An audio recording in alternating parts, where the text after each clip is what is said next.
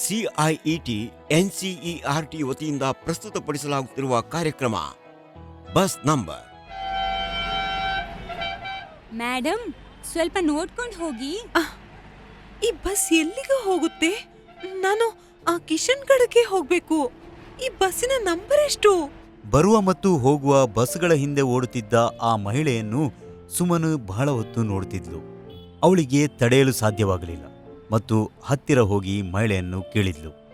ಏನ್ ವಿಷಯ? ನೀವ್ ಎಲ್ಲಿಗೆ ಹೋಗ್ಬೇಕು? ನೀವ್ ಯಾವ ಬಸ್ಸನ್ನು ಹುಡುಕ್ತಿದ್ದೀರಿ? ನಾನು ಕಿಶನ್ಗಢಕ್ಕೆ ಹೋಗ್ಬೇಕು. ಬಸ್ ಸಂಖ್ಯೆ 424ರಲ್ಲಿ. 424? ಹಾ, ಅದು ಈಗ ತಾನೇ ಇಲ್ಲಿಂದ ಹಾದು ಹೋಯ್ತು. ಹೌದಾ? ನನಗೆ ಗೊತ್ತಾಗ್ಲೇ ಇಲ್ಲ. ಆದ್ರೆ ಬಸ್ಸಿನ ಮುಂಭಾಗದಲ್ಲಿ ನಂಬರ್ ಬರೆಯಲಾಗಿತ್ತು, ನೀವ್ ನೋಡ್ಲಿಲ್ವೇ? ಏನೋ ಬರೆದಿರುವುದನ್ನ ನೋಡ್ದೆ, ಆದ್ರೆ ಓದ್ಲಾಗ್ಲಿಲ್ಲ. ನನಗೆ ಓದೋದಕ್ಕೆ ಬರೆಯೋದಕ್ಕೆ ಬರಲ್ಲ.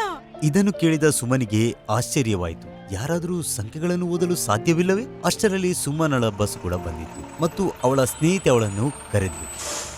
ಸುಮನ್, ಬೇಗ ಬಾ, ಬಸ್ ಮಿಸ್ ಆಗುತ್ತೆ. ಬೇಗ ಬಾ. ನೀನ್ ಹೋಗು, ನಾನ್ ಬೇರೆ ಬಸ್ನಲ್ಲಿ ಬರ್ತೀನಿ. ಸರಿ, ಜಾಗ್ರತೆ ವಹಿಸು. ಬನ್ನಿ, ಸರಿಯಾದ ಬಸ್ನಲ್ಲಿ ಹೋಗಲು ನಾನ್ ನಿಮ್ಗೆ ಸಹಾಯ ಮಾಡ್ತೇನೆ. ಧನ್ಯವಾದ. ಕೆಲವು ಬಸ್ಸುಗಳು ಹಾದು ಹೋದ ನಂತರ ಸುಮನ್ ಅಂತಿಮವಾಗಿ 424 ಬಸ್ ಬರುವುದನ್ನ ನೋಡಿದ್ಲು. 424?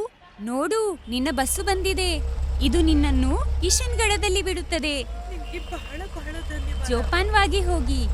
ಬಸ್ ಹತ್ತಿದ ಕೂಡಲೇ ಆ ಹೆಂಗಸು ಸುಮನ್ರನ್ನ ಕಿಟಕಿಯಿಂದ ನೋಡುತ್ತಾ ಅವಳಿಗೆ ಧನ್ಯವಾದ ಹೇಳುವಂತೆ ಮುಗುಳ್ನಕ್ಕಳು. ನಂತರ ಕೈ ಬೀಸಿ ಬೀಳ್ಕೊಟ್ಟು ಬಸ್ಸಿನಲ್ಲಿ ಹೊರಟಳು.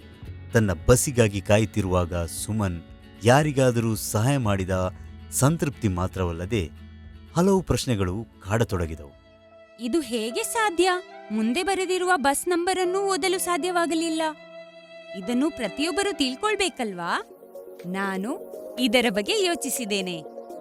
ಇಂದಿನಿಂದ ನನ್ನ ಸುತ್ತಮುತ್ತ ಓದು ಬರಹ ಬಾರದವರು ಕಂಡರೆ ಅವರಿಗೆ ನಾನೇ ಓದು ಬರಹ ಕಲಿಸುತ್ತೇನೆ. ಮೂಲ ಸಾಕ್ಷರತೆ ನಮ್ಮೆಲ್ಲರ ಹಕ್ಕಾಗಿದ್ದು ಪ್ರತಿಯೊಬ್ಬರೂ ಈ ಹಕ್ಕನ್ನು ಪಡೆಯಬೇಕು. ಇದುವರೆಗೆ ನೀವು ಕೇಳಿದ್ರಿ ಸಿಐಇಟಿ ಎನ್ಸಿಇಆರ್ಟಿ ವತಿಯಿಂದ ಪ್ರಸ್ತುತಪಡಿಸಲಾದ ಕಾರ್ಯಕ್ರಮ ಬಸ್ ನಂಬರ್. ಅನುವಾದ ಮತ್ತು ರೆಕಾರ್ಡಿಂಗ್ ಕ್ಲಾಪರ್ ಎಂಟರ್ಟೈನ್ಮೆಂಟ್ ವತಿಯಿಂದ. Program coordinator professor Usha Sharma. Academic support Yachana Gupta.